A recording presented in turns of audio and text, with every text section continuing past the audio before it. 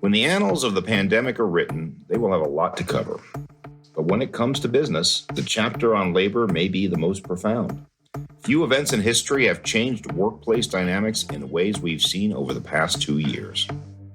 The pandemic, obviously, first and foremost, was a medical crisis. Disease was front and center, but the impact on labor, on the world of work was massive. I don't think you can underestimate the degree of disruption. And it was an up and down experience. That's Alex Colvin, Dean of Cornell University's College of Industrial and Labor Relations, aka the ILR School, and full disclosure, my alma mater. Alex joins us from the Cornell campus in Ithaca, New York. We've also seen some just major changes in the way that clients are kind of viewing geography when it comes to talent. And that's Chris Volney, a CBRE Senior Director of Americas Consulting with insights on the employer side of the equation. Based in San Francisco, Chris is part of CBRE's Labor Analytics Group, offering strategic advice on site selection related to, among other things, talent needs for clients around the world. Coming up, the unique dynamics of talent in the workplace today, a time as complex as any period in the history of labor relations. I'm Spencer Levy, and that's right now on The Weekly Take. Welcome to The Weekly Take, and this is our Labor Day edition of The Weekly Take show, starting with Alex Colvin. Alex, thank you for joining the show. Thanks, Spencer. Glad to be here. Great to have you, Alex. And then we are joined by Chris Volney. Chris, thanks for joining the show. Great to be here. Thanks, Spencer. There is no issue more important in the business world, maybe the world writ large today, than labor. So let's starting with you, Alex. The pandemic, we are still in it. Hopefully we are at the tail end of it. Tell us how the pandemic changed your point of view on labor and some of the things that you're teaching. So the pandemic, obviously, first and foremost, was a medical crisis. Disease was front and center, but the impact on labor, on the world of work was massive. I don't think you can underestimate the degree of disruption. And it was an up and down experience. At first, we thought the economy was in free fall. And then we had this massive bounce back. And we saw that with workers, with their labor bargaining power. They went from being afraid of layoffs and losing jobs to this roaring back labor market, the tightest labor market we've seen for a long time. So it's a big disruption in labor and also in how we do work. The world of working remotely, working on Zoom is something we've been talking about for a while, but this extent, it was really unprecedented and is now reaching to all corners of the world of work. Is there any historic comparison you can give to the pandemic? Say, boy, this was the second worst event of all time, or the worst event of all time, or the most game-changing event. Any historic comparison you might want to give? The one we always think about in the labor world is the Great Depression, that huge shift from the roaring 20s, the stock market crash, and then suddenly this Great Depression where we had mass unemployment and really disruptive things going on. The thing that happened at that time that was a huge shift was everybody started working in these gigantic factories, right? Henry Ford did the first big assembly lines back at the beginning of the century, but it was really by sort of the 30s when suddenly we realized that, heck, everybody's working in these gigantic assembly line factories. And that kind of shift in where we're working and how we're working, that's the kind of precedent, I think, for this sudden shift where everybody's working in their bedroom or their basement. We've changed how we're doing work on a really mass scale. So that's one that resonates for me. Chris, would love to get your perspective from somebody who represents some of the largest corporations in the world on where to locate. How did the pandemic change your point of view? We've also seen some just major changes in the way that clients are kind of viewing geography when it comes to talent. So I'll tell the story quickly of one client we had. So I'm based here in the Bay Area. I work a lot with tech companies. This is a very rapidly scaling tech company that we're working with. And it was interesting to kind of watch their evolution over, I would say, 3 phases, kind of before, right as the pandemic hit and now. Before, it was sort of the standard model that we saw. It was, we're going to pick, we need to hire 500 people, and we want to do that outside of San Francisco. So help us to kind of pick one market. We'll get a big office space. We'll hire a whole bunch of multifunctional talent in that one city, in that one place. So we did a couple of projects for this client just like this, and then the pandemic hit.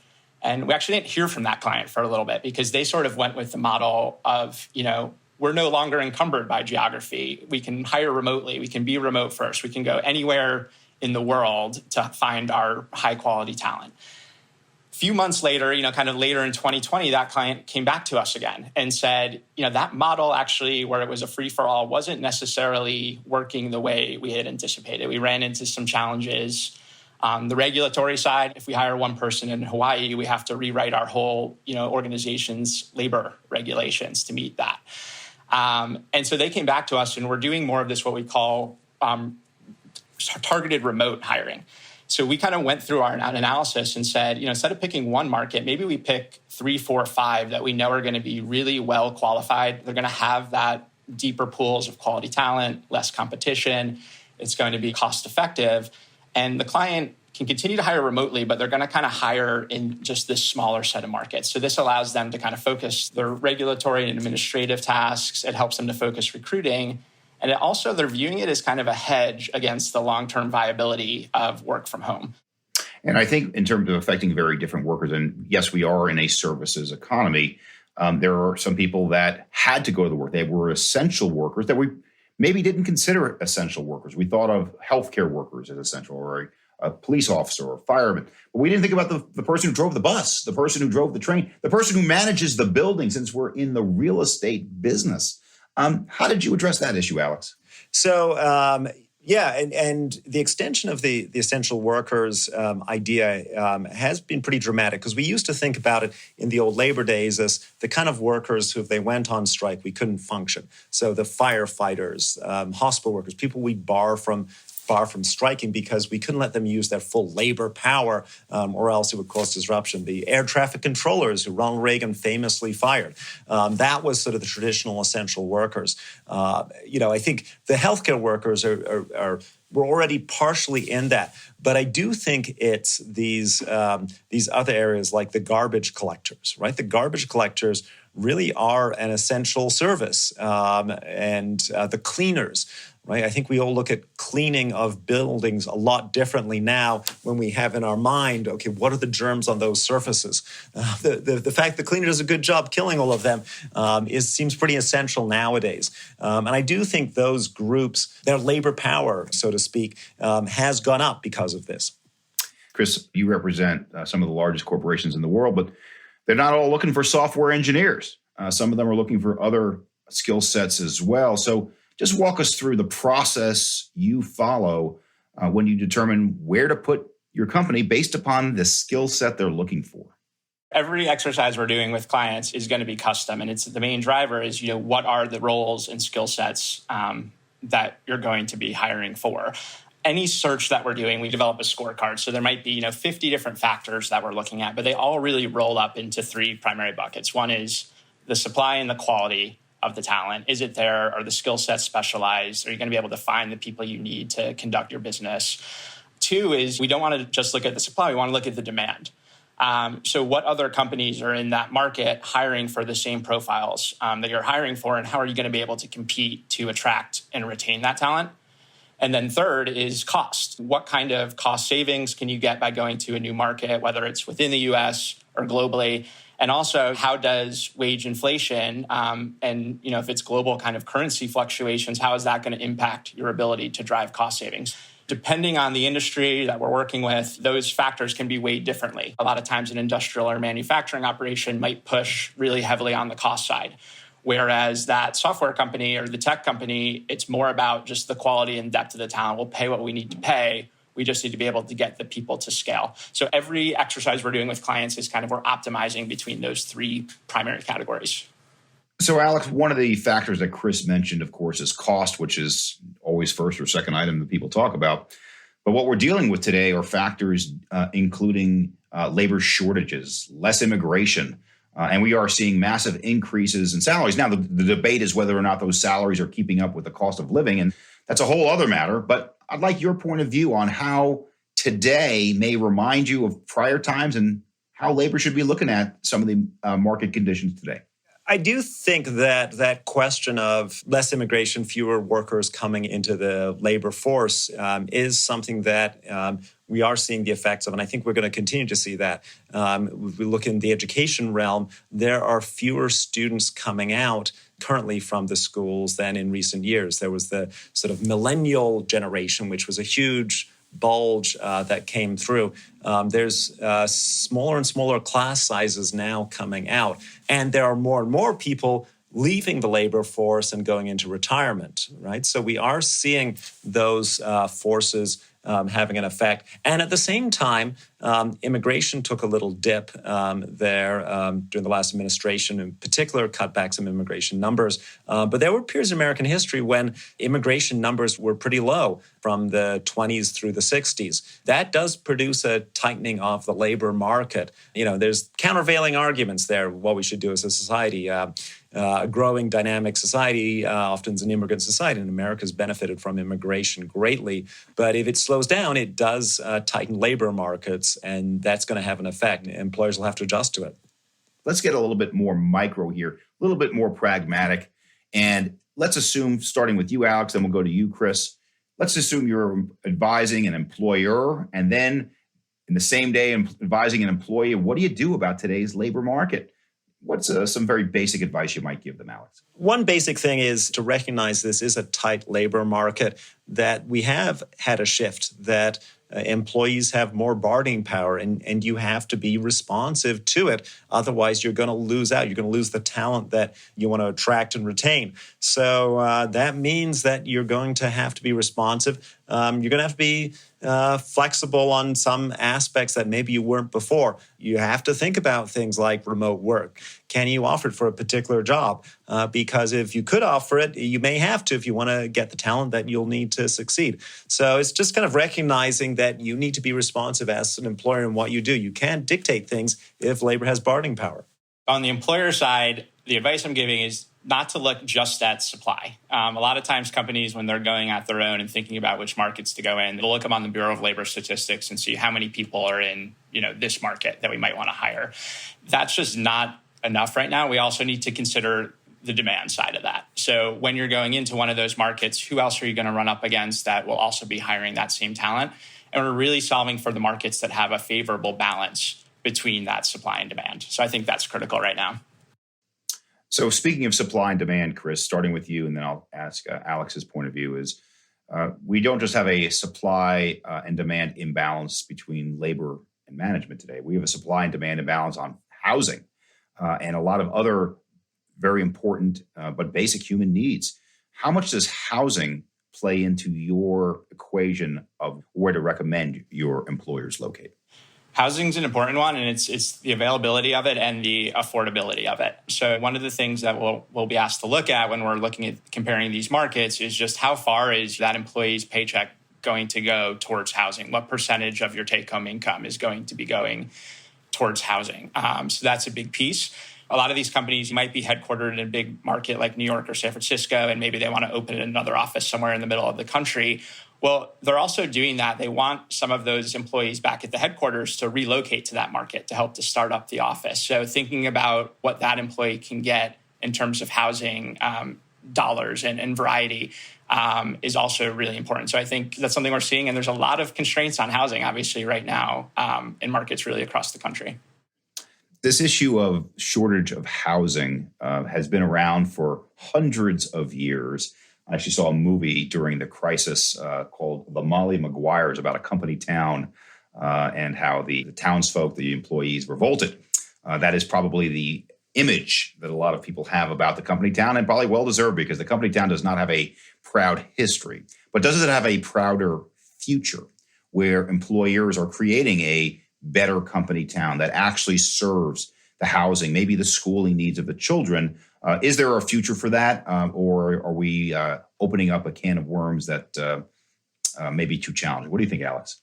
I think we clearly don't want to go back to the old company town. As you say, there were these abuses over time, things like the company store where you could only use scrip, which was this fake money that the company created to purchase stuff at the company store at prices set by the company. I mean, that was an old way of doing things that we really don't want to go back to. But I do think there's a lot of opportunity for companies to be creative about the locational housing assistance that they provide. We've certainly seen in the compensation world a lot of use of more creative housing benefits in the compensation package so that there's different ways the company can provide assistance. I do think that it also is incumbent on employers to think about things like local schools, local amenities in the community that are going to be attractive to their employees. There's sort of a more kind of community-focused way of thinking about something that went the wrong way, I think, into the company town, but in the future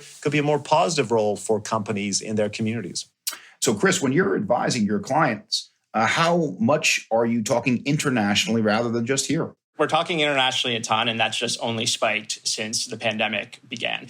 Last year, 2021, of the projects that I personally worked on, 3/4 had some kind of international component, whether that meant anything outside the U.S. or we're comparing U.S. to other countries. Pre-pandemic, that number was probably 25% of our projects. So it's really gone up substantially. I think, just to tack on to the immigration topic, that's coming up with a lot of our clients, especially here in the Bay Area too. They know there's a lot of challenges with the H-1B visa program. There's a lot of uncertainty. And Canada, seeing an opportunity perhaps, has really streamlined their immigration, particularly for high-skilled, educated tech workers. And they're delivering on this. They're saying you're able to get a work visa within 2 weeks through that program now. And over the last couple of years, the international community is realizing that. And there's almost been what's starting to seem like a generational shift where a lot of the best and brightest from overseas is kind of coming to Canada where they used to come to the U.S. So our clients know that. They see the challenges here in the U.S. So many of the studies we're doing now are really a U.S. versus Canada. Even for some of the more ubiquitous skill sets that we're hiring for, things like manufacturing, those projects, a lot of times it's U.S. versus Mexico. And a lot of times that's driven by the labor costs. You can get 60% lower wage rates on average in a lot of places in Mexico for manufacturing talent than you can in the U.S. So again, it's kind of depends on the type of client and the things they're measuring. Is it cost? Is it quality? But to be certain, we're looking internationally much, much more these days. The rules of the road are so different in the U.S. versus Canada versus Mexico versus everywhere. And it certainly brings up the question of where do you put your labor? Where do you manufacture? How do you address that question, Alex? I think when people think about locating internationally, maybe the initial reaction is, well, okay, let's go after the cheaper labor costs, right? And certainly there are industries where you could do that, right? If you're in the garment industry, clothes, shoes, going to the Bangladesh or in Indonesia, where you get really substantially lower labor costs, can make sense. But as you go up the value chain, it becomes a more complex calculation of to what degree you trade off those really low labor costs versus the other advantages of talent, right? And you can go to sort of a mid-level country labor cost-wise where you're getting a much more educated workforce. Kind of a concrete example of that, there was a food industry company I was talking with who were trying to figure out a good international production location. They settled on New Zealand because there's very good local talent in the food industry. It's really one of the major industries for them, as well as Lord of the Rings-related tourism is the other major mainstay of the economy there. But New Zealand's much lower salary levels than the United States. It's a developed country, the educated workforce, but cheaper than us. So that's where they decided the best locational decision was. I mean, even in Canada, there's some cost advantages to Canada. Public health care, the employer doesn't have to pay. Hollywood's known that for a long time. Vancouver's a huge Hollywood production center, partly for that reason. So, that calculation of where you go is a complex one. I think to Chris's point, there's multiple factors that go into the decision, as well as the question of whether the location is legally complex, is it politically stable? You don't want those kind of other extra costs coming on top of what you're dealing with if you're going internationally. Well, speaking of complex, I guess the world always gets more complex. So I'm going to give you a shout out to something you just wrote or were involved with writing, Chris. And don't worry, Dean Colvin, you're coming next. But Chris, you were involved with a paper on diversity in the tech sector and how that's causing some employers to pick markets that are highly diverse, like Atlanta, like New York, over perhaps others. What's your point of view on the paper and how you choose cities because of that? Diversity, equity, and inclusion is another one of these factors that, especially since 2020, has just been more and more important to our clients. As I said, we go through and we do that exercise when we kick off a project of like, what kind of weight do you want to put on these different factors? We've seen a couple recently where the diversity of the workforce is actually being measured more highly than the cost of the workforce. And that's sort of a sea change. It used to be, we kind of used to look at this factor as one of many, and we'd have a high-level diversity metric, and that's not really cutting it anymore. So we're adding a lot of different views of diversity to reflect the way the clients are looking at that to forward their own goals. So yes, of course, it's racial and ethnic diversity in your workforce. It's also age and professional experience. It's gender. It's socioeconomic. We had a client who came to us and said, we really want to focus on hiring first-generation college grads, things like this. So there's many different ways that the clients are kind of looking at diversity. I think you mentioned Atlanta. So I think that in a way is really representative of this, but it's also in a way kind of a cautionary tale. So Atlanta, we do this. We've looked at the market a ton, really good diversity across the board there in the workforce. What happened in 2020 is a lot of companies were kind of looking at that alone and not seeing the bigger picture. So we saw a ton of companies kind of go into Atlanta, spike demand, but supply wasn't keeping up with that. So now it's one of the most competitive talent markets, especially for tech in the country. So it's hard to access that diverse talent that's there. So we're kind of helping clients to see the forest through the trees there, looking to find other markets that might have similar levels of diversity to Atlanta, but you're going to be able to get in there and, again, be more competitive in terms of hiring and attracting that talent. So, yeah, diversity is for sure a driver right now, but we have to put that in the context of all the other factors as well. Okay, Alex, and I will call you Dean Colvin for purposes of this portion of the conversation. Why don't you tell the audience your actual area of professorial expertise, what you work on, and why your thinking about that may have changed or stayed the same during the pandemic? When I'm not doing my administrative dean responsibilities running this school, as a professor, I study workplace conflict. So I'm interested in the question of, what's causing workplace conflict, what trends are we seeing, how do organizations deal with workplace conflict. Workplace conflict's been around since the start of work, but during the pandemic, we definitely saw some new sets of workplace conflicts. Early on in the pandemic, certainly we saw the conflicts around people worried about health and safety in the workplace, and that drove some of the conflicts. Health and safety in the warehouses, and so there's knock-on effects from that. Certainly the remote work question, who gets to do it, how much of it do they get to do, that is producing a lot of conflict in the workplace, and it's happening in all kinds of workplaces. Alex, I think we are in the midst of an industrial revolution with e-commerce, in that the number of employees that are working in an industrial setting as a percentage of the overall economy is growing dramatically because of that. Are we hearkening back to the days when manufacturing was a big part of the U.S. economy, or is this just a smaller shift than that? What's your point of view, Alex? So I do think we are seeing something real with a reshoring trend, and the way in which technology has facilitated it, I think, is interesting because it allows you to reduce down the importance of basic manual labor as a key component of production. One of the great stats, I think, is that the U.S. steel industry from like 1980 to today, the employment has gone down to 20% of what it was. 4 out of the 5 jobs are just gone, and yet we produce the same amount of steel today.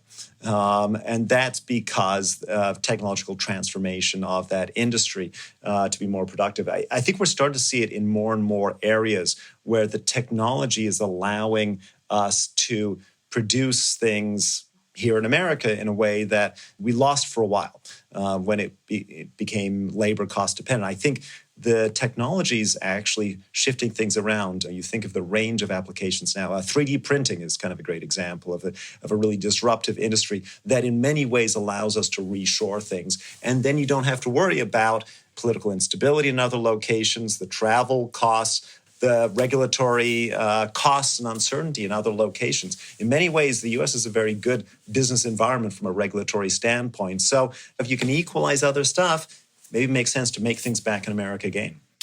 Automation, artificial intelligence, friend or foe of labor? I think it's actually more of a friend of labor than we're often thinking.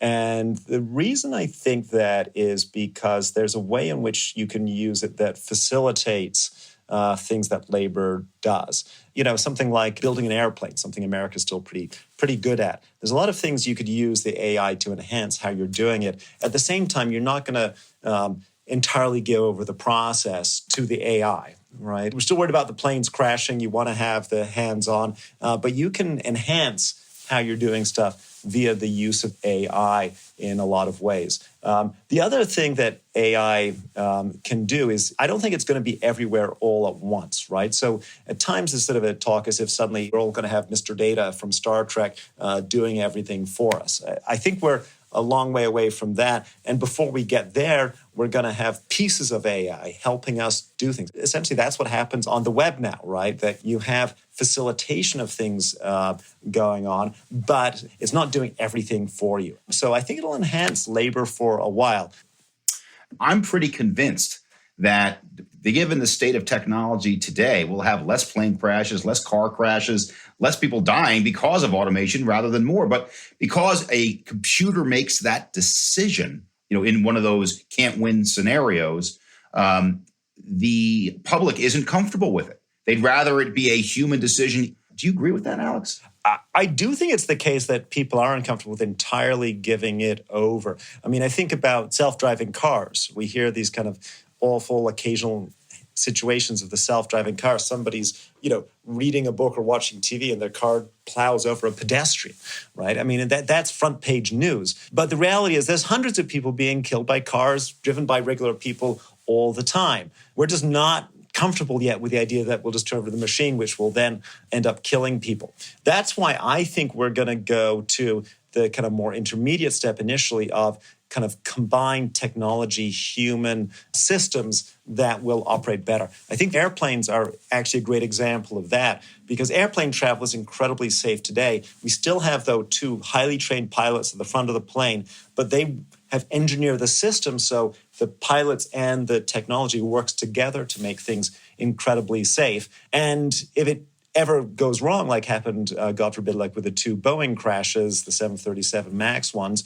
we work that problem to death to figure out, okay, how did the technology and people interaction go wrong, and come up with a way in which you can get that combination of the human intervention and also the technology working together to produce the safety. I don't think we're ready to entirely give it over yet.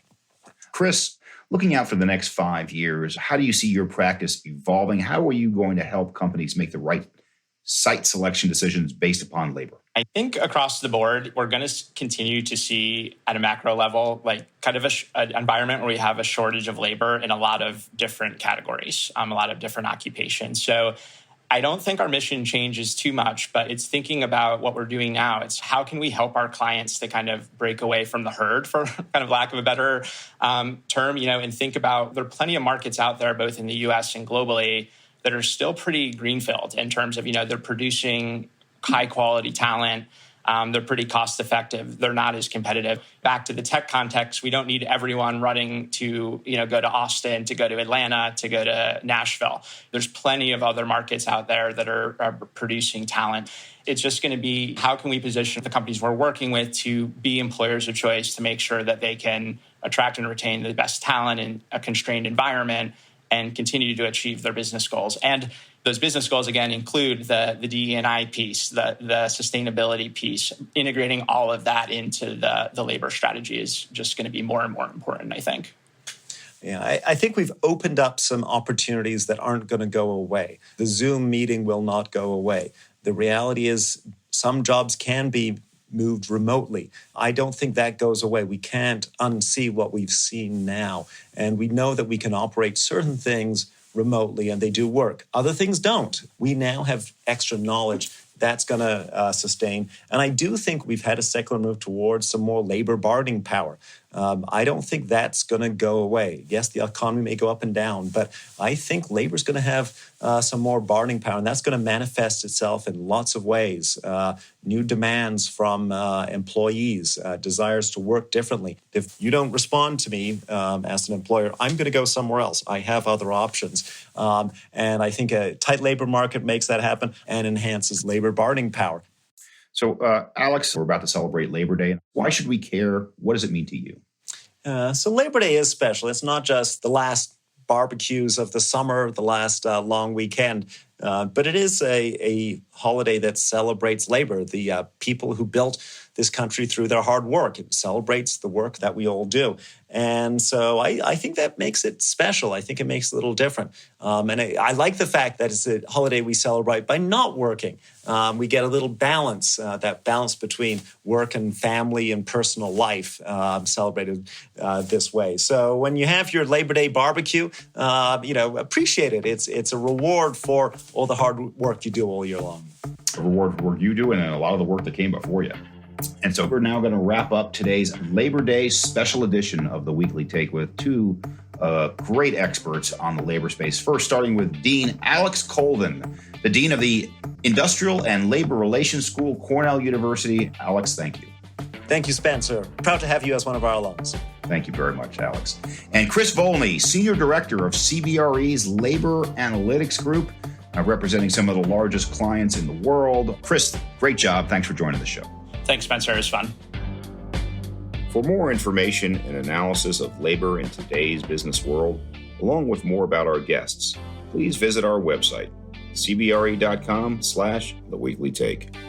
We'll also post a link to the CBRE reporting Chris mentioned on the show, a new article on diversity in the tech sector, which you can share along with this episode. And don't forget to subscribe, rate, and review us wherever you listen. In observance of the upcoming Labor Day holiday, we're taking next week off, but we'll be back the following week to kick off our fall programming slate with more economic analysis and colorful conversations. Thanks for joining us. I'm Spencer Levy. Be smart, be safe, be well, and happy Labor Day.